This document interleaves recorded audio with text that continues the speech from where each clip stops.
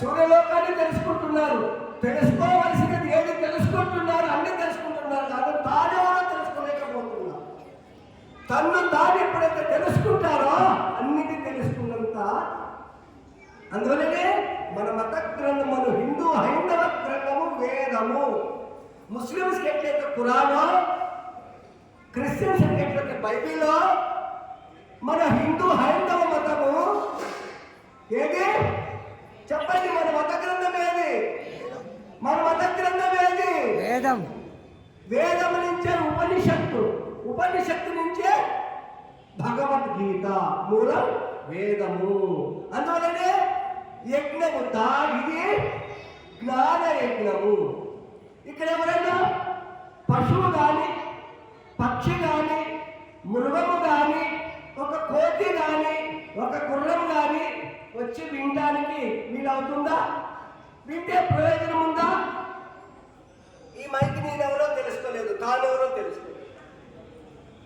ఈ మైకి తానేమో తెలియదు, బయటదేదో తెలియదు. అదే మానవునికో. అందుకే పశువులకి, పక్షులకి, మృగములకి, కీటకములకి వెన్నకు అడ్డంగా ఉన్నది. కేవలం మానవుడికి మాత్రమే నిఠారుగా ఉన్నది. అందుకే జగద్గురు శంకరాచార్య వారు వివేక చూడమల్లో మొదటి శ్లోకం చెప్తాడు.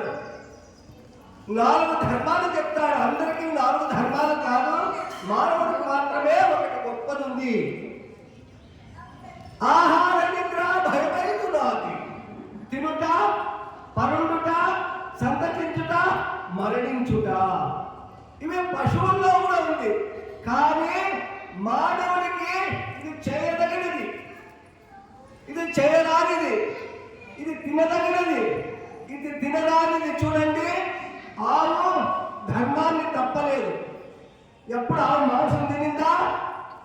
ఎక్కడైనా తినిందా? సృష్టిలో గ్రాసాన్ని గట్టే తినింది. పులి తన ధర్మాన్ని తప్పలేదు, మాంసాన్ని తినింది. అన్ని ధర్మాలు తప్పిన వాడు మానవుడు అన్ని తినుకోకుండా తింటా ఉన్నాడు. ఇంటి మానవుడికి సద్గతి పొందడానికి ఒకే ఒక కారణం ఉన్నది. అటు కావచ్చు, ఇటైనా కావచ్చు. ఎందువలన? ఈ విచక్షణ జ్ఞానం ఉన్నది. ఇది తప్పు, ఇది సత్యము, ఇది అసత్యము, ఇది ధర్మము, అధర్మము. పశువులకు కానీ, పక్షులకు కానీ, మృగాలకు కానీ ఉందా అంటే లేదు. కేవలము మానవుడికే. కనుకే మానవుడు ఏ జ్ఞానాన్ని పొందితే, ఏ దాన్ని తెలుసుకుంటే ఇంకా తెలుసుకోవలసినది లేదో అట్టి స్వరూప స్థితిని తెలుసుకోవాలని ఎక్కడ ఉంది? ఎక్కడైనా మార్కెట్లో దొరుకుతుందా? బెల్లం ఎట్లా ఉంటుంది షాదనగర్లో అంటే మీరేం చెప్తారు? బెల్లం ఎట్లా ఉంటుంది? తీయ ఉంటుంది అంటారా? లేదా చెప్పండి రా. సృష్టిలో ఎక్కడైనా తీయగా ఉంటుంది. బెల్లం ఎట్లా ఉంటుందంటే తీయగా ఉంటుందంటారు. తీయ ఎట్లా ఉంటుందంటే తింటే మాత్రమే తెలుస్తుంది. అట్లాగనే ఈ వస్తువుతో ఉన్నటువంటి జ్ఞానం, వస్తువు ఉండొచ్చును, ఒకవేళ వస్తువు లేకపోవచ్చును. సర్వకాల సర్వావస్థలంతా, అన్ని యుగములంతా అంతటా వ్యాపించి ఉన్న చైతన్యం ఏదైతే ఉన్నదో ఆ చైతన్య స్వరూపం నిజరూప జ్ఞానం నీ స్వరూపం. మరి అట్టి స్వరూప స్థితిని తెలుసుకోవాలంటే సత్కర్మానుష్ఠాన పరుడమై ఉండాలి. ఇక్కడ మనం కూర్చోవాలి. ఇక్కడ యజ్ఞయాగాలను గురుదేవుడు చేయాలి. దీని నిండా బస్తాలు, బీరువాలు పెట్టాం. వాటిని తొలగించాలంటే ఏం చేయాలి? జపం చేయాలా? యజ్ఞం చేయాలా?